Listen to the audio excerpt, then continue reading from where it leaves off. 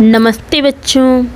आज हम पढ़ेंगे एक बहुत ही सुंदर और प्रेरणादायक कविता, where the mind is without fear.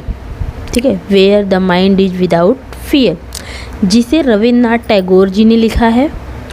और ये जो पोएम है जिसको हम पढ़ेंगे आज, ये पोएम बहुत ही सुंदर और बहुत ही मज़ेदार है। ठीक है, बहुत ही अच्छी है और बहुत हमें अच्छी जानकारी भी देती है। किसके बारे में है उसको आगे हम जानेंगे। और इसमें हम ये देखेंगे कि ये जो रविन्द्रनाथ टैगोर हैं, इस पोम में वो प्रार्थना करते हैं भगवान जी से। ठीक है, वो भगवान जी से ये प्रार्थना करते हैं कि हे भगवान, मतलब वो भगवान जी से कुछ अपनी प्रार्थना करते हैं कि उनको कुछ चेंजेस चाहिए था। तो ये चेंजेस ये था कि इन्होंने ये पोएम तब लिखी थी जब हमारा देश ब्रिटिश के कब्जे में था। मतलब जब हमें सरकारों ने अंग्रेज़ों के द्वारा हमारा देश गुलाम था, तब ये रविन्द्रनाथ टैगोर ने उस पीड़ा को लिखा है। ठीक है, तो जो मतलब हर कोई व्यक्ति आज़ादी चाहता है। जैसे आपको भी स्वतंत्रता बहुत प्यारा लगता है, आप भी आज़ादी बाउंडेशन में नहीं रहना चाहते, मतलब कोई आप पे राज्य करे। ठीक है, तो उस समय आप क्या होंगे, उसके गुलाम रहेंगे। तो आपको गुलामी जैसे नहीं पसंद है, तो उस समय हमारा जो भारत था, तो उस टाइम ये देखिए 1861 से 1941 के बीच, तो उस टाइम जब ये हमारा देश आज़ाद नहीं था, हमारा देश ब्रिटिश अंग्रेज़ों के गुलाम था, तब उन्होंने ये लिखा था कि हमारा भारत कैसा होना चाहिए। उन्होंने भगवान से प्रार्थना की कि हमें ऐसा भारत चाहिए, हमारा देश ऐसा रहना चाहिए, हमारे देश में डर नहीं रहना चाहिए, हमारा देश स्वतंत्र होना चाहिए, हमारा देश पढ़ा लिखा होना चाहिए, हमारे देश में शिक्षा मुफ्त होनी चाहिए। ये सारी चीज़ें उन्होंने इस पोएम में बताया। ठीक है, तो हम चलिए बताते हैं कि आपको पोएम के बारे में। और आगे का क्वेश्चन आंसर मैंने डाल रखा है, अगर आपको जिसको नहीं समझ में आता है वो फिर से पूछेगा तो मैं दे दूँगी। तो हम एक एक वर्ड की इंग्लिश बताएंगे आपको। ठीक है, तो चलिए हम स्टार्ट करते हैं। तो इसको हम पोएम को हम एक कहानी की तरह समझेंगे आज। ठीक है, तो ये कहानी है डर से आज़ादी की कहानी है। ठीक है, किसकी कहानी है? डर से आज़ादी की कहानी है। तो चलिए हम पहली लाइन से स्टार्ट करते हैं। Where the mind is without fear and the head is held high, where knowledge is free. ठीक है, पहले हम पोएम को पढ़ लेते हैं, उसके बाद हम एक एक वर्ड की हिंदी बताएंगे और उसके बाद वर्डों को जोड़ के सेंटेंस बनाएंगे और उसके बाद हम आपको समझाएंगे। ठीक है, where the word has not been broken up into fragments by narrow domestic walls, where words come out from the depth of truth, where tireless striving stretches its arms towards perfection, where the clear stream is region has not lost its way into the dreary desert sand of dead habit, where the mind is led forward by thee into ever widening thought and action, into that heaven of freedom my fathers let my country awake। तो इसकी हिंदी पहली line से हम पहले बताते हैं, आपको समझाते हैं। वेयर मतलब होता है जहाँ, और जब प्रश्नवाचक वाक्य होता है और लास्ट में अगर प्रश्नवाचक चिन्ह लगा रहता है तो वहाँ पे होती है उसका कहाँ, और जहाँ मतलब दोनों जगह यूज होता है। मतलब कभी प्रश्नवाचक वाक्य सेंटेंस रहेगा तो उसमें क्वेश्चन मार्क लगा रहता है वाक्य में के लास्ट में, सेंटेंस के लास्ट में, तो वहाँ पे कहाँ यूज होता है। लेकिन अगर जिसमें क्वेश्चन मार्क नहीं लगा है तो वो वहाँ पे उसकी हिंदी जहाँ हो जाती है। वेयर मतलब जहाँ, द माइंड, माइंड मतलब होता है मन, इज मतलब है, विदाउट मतलब होता है के बिना। ठीक है, फियर मतलब भय मुक्त हो, जहाँ हमारा मन क्या हो, हमारे मन में जहाँ कोई भी डर ना हो, हमारा माइंड एकदम भय मुक्त हो। ठीक है, सॉरी, पहली लाइन का भी मतलब यही है और चैप्टर का मतलब भी यही है। तो यहाँ से लेके यहाँ तक हमारा जो है चैप्टर का नाम, तो चैप्टर नाम का हिंदी पहले मैंने नहीं बताया, तो उसके लिए सॉरी, मैं अभी बता देती हूँ कि इस चैप्टर का जो नाम है उसका हिंदी ये होता है कि भय मुक्त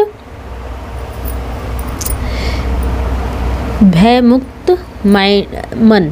ठीक है, जहाँ भय मुक्त मन हो, हमारा मन जहाँ पे क्या हो, हमारे मन में जहाँ पे कोई डर ना हो, ऐसा चैप्टर का नाम है।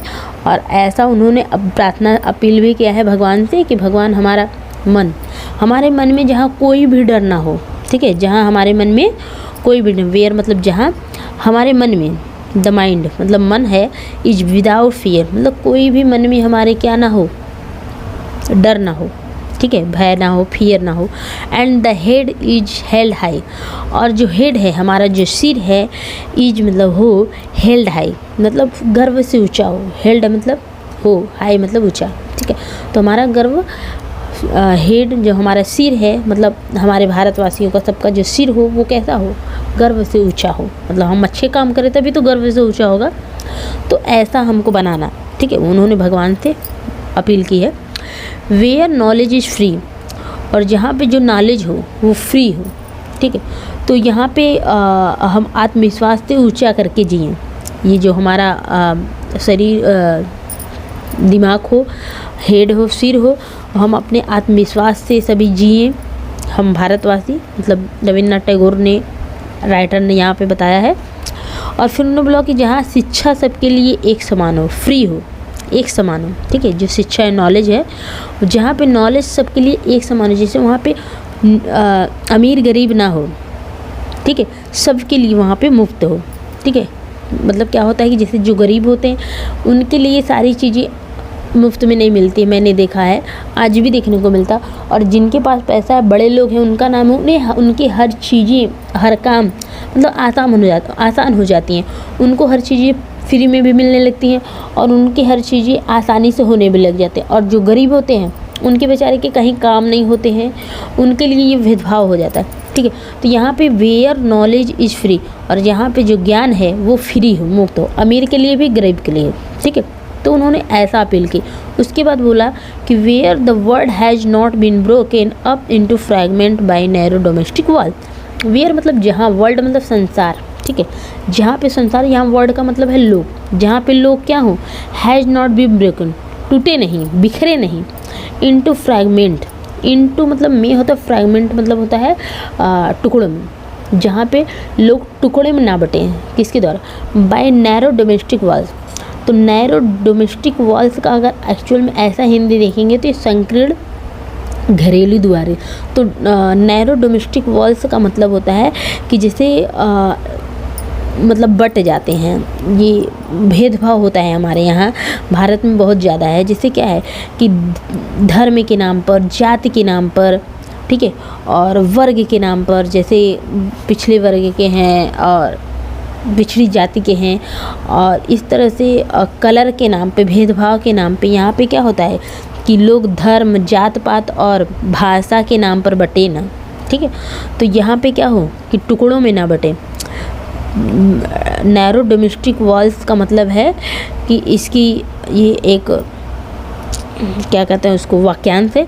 इसका हिंदी होता है कि रिलीजन मतलब धर्म, जाति पात और भाषा के नाम पर बटे ना। जहाँ पे लोग, ऐसा हमारा देश हो कि जहाँ पे लोग धर्म के नाम पर, जाति पात के नाम पर, कलर के नाम पर, ठीक है, मतलब रंग होता है ना कि काले लोग, काले गोरे, तो उसमें उसके नाम पर, ठीक है, रंग के नाम पर और भाषा के नाम पर बटे ना।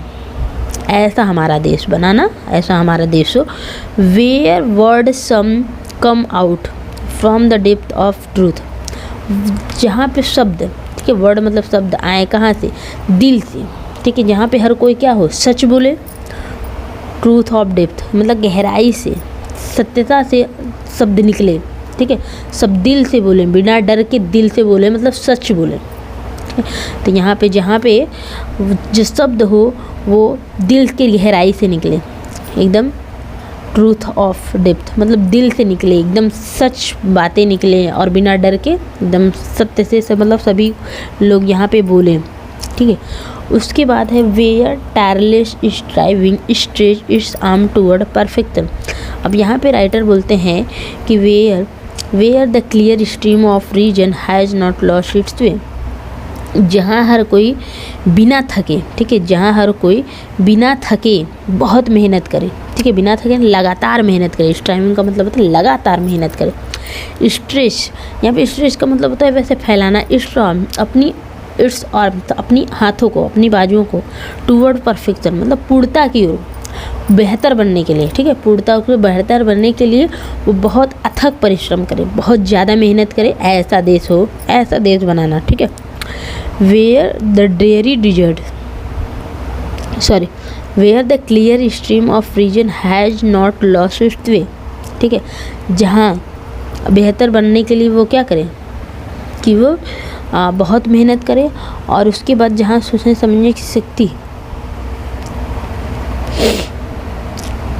ठीक है, where the clear stream of reason, जहाँ पे सोचने समझने की क्षमता, where the clear stream, clear का मतलब सच, स्ट्रीम मतलब धारा दिखाई दे, ऑफ रीजन सोचने समझने की जो क्षमता है, ठीक है, सोचने समझने की जो शक्ति है, और पुरानी आदतें, डेड हैबिट का मतलब होता है जैसे मृत आदतें या पुरानी आदतें, ऑफ ड्रेरी रिजर्ट सैंड, तो ड्रेरी रिजर्ट सैंड का मतलब होता है जैसे बुरी आदतें या पुरानी आदतें बोलते हैं जिसको बोलते हैं कि तो उसमें आदतों में खो ना जाए, ठीक है।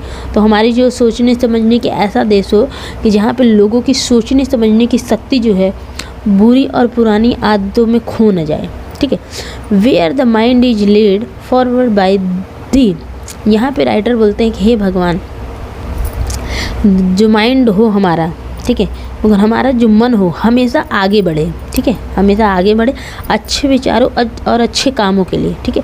हमारा into ईवर widening through thought and action, अच्छे कामों की ओर आगे बढ़े और अच्छे सोच की ओर आगे, अच्छे विचारों और अच्छे कामों की ओर हमारा माइंड क्या हो, आगे बढ़े, हमेशा वाइड होता रहे, मतलब बढ़ता रहे, फैलता रहे, अच्छे विचारों की ओर और अच्छे कामों की ओर। Into that heaven of freedom, into मतलब may that heaven of freedom, तो मेरी माई फादर का मतलब होता है हे भगवान, लेट माई कंट्री अवेक, मेरा जो देश है उसको जगाओ, किसको जगाओ, फ्रीडम ऑफ हेवन मतलब स्वतंत्रता के स्वर्ग में जगाओ, ठीक है। तो हमारा जो देश है, हे भगवान, माय फादर का मतलब यहाँ है भगवान, ठीक है। तो हे भगवान, हे मेरे पिता, जैसे हम लोग भगवान को बोलते हैं ना पिता, हे हमारे पिता, हे हमारे गॉड, हे हमारे भगवान, मेरे देश को आप स्वर्ग के, ठीक है, स्वतंत्रता के स्वर्ग में जगाओ। तो उस समय वो देश हमारा स्वतंत्र नहीं था, तो उन्होंने भगवान से ये अपील की कि हमें स्वतंत्रता के देश में हमारे देश को जगाओ, ठीक है। तो ये रही क्या कहते हैं कि हे ईश्वर, मेरे देश को ऐसी आज़ादी के स्वर्ग में जागने दो, ठीक है, जगाने दो या जागने दो, एक ही है। तो बच्चों, सिर्फ ये कविता नहीं है, यह एक सपना है, किसका, रविन्द्रनाथ टैगोर ने दिखा है, और रविन्द्रनाथ टैगोर ने भगवान से अपेक्षा भी की है कि उनकी इच्छा ये पूरी भी हो। उसके बाद यह एक ऐसा देश है जहाँ हर कोई आज़ाद हो, ठीक है, उन्होंने ऐसा सोचा कि एक ऐसा देश हो जहाँ हर कोई आज़ाद हो, सच्चा हो और आगे बढ़ता रहे। आपको क्या लगता है, हम ऐसा भारत बना सकते हैं? कमेंट में आप ज़रूर बताना। और हाँ, तो आपको क्या लगता है कि हमारा देश ऐसा बनना चाहिए या कैसे बन सकता है, आप भी बताएं, ठीक है। तो अगर आप एक ऐसी दुनिया में रहते हो जहाँ सब आज़ाद होते, डर ना होता, सबको शिक्षा मिलती, तो आपको कैसा लगता है, ठीक है। तो ये सपना था रविन्द्रनाथ टैगोर का। तो आप अपना आंसर कमेंट बॉक्स में ज़रूर बताना। अगर आपको ये वीडियो पसंद आया हो तो लाइक कीजिए, सब्सक्राइब कीजिए और अपने दोस्तों के साथ शेयर कीजिए, ठीक है। केवल कुसुम के सपोर्ट टीचिंग पर हम फिर मिलेंगे आपसे नेक्स्ट वीडियो में नेक्स्ट चैप्टर के साथ। तब तक के लिए टेक केयर, बाय बाय। अगर इससे रिलेटेड या किसी भी सब्जेक्ट या किसी भी चैप्टर से रिलेटेड या किसी भी इंग्लिश वर्ड का जो हिंदी है वो क्वेश्चन नहीं आता हो XYZ आपको अगर चाहिए तो आप कमेंट में कमेंट जरूर करिएगा। आपके जैसे छोटे भाई बहन हैं, आप कौन सी बुक से पढ़ रहे हैं, उनको नहीं समझ में आ रहा है, कौन सा चैप्टर है, कौन सा सब्जेक्ट है, नहीं समझ में आ रहा है, तो आप हमें कमेंट करके ज़रूर बताना। बुक का रिव्यू, बुक का चैप्टर का नाम लिख के दे देना, मैं उसका हिंदी ट्रांसलेशन करके बता दूंगी, जो आपको समझने में और आपके छोटे भाई बहन को समझने में बहुत आसानी होगी, जो क्वेश्चन के टाइम, एग्ज़ाम के टाइम आपको हमेशा याद रहेंगे। पहले ऐसे पढ़िए, उसके बाद क्वेश्चन आंसर पढ़ लीजिए 2 बार, आपको एकदम अच्छा से बिना रटे याद हो जाएगा। तो फिर मिलते हैं नेक्स्ट वीडियो में नेक्स्ट चैप्टर के साथ। तब तक के लिए टेक केयर, बाय बाय। आप लोग अपना कमेंट में आंसर ज़रूर दीजिएगा, मुझे आपका कमेंट का इंतज़ार रहेगा। बाय।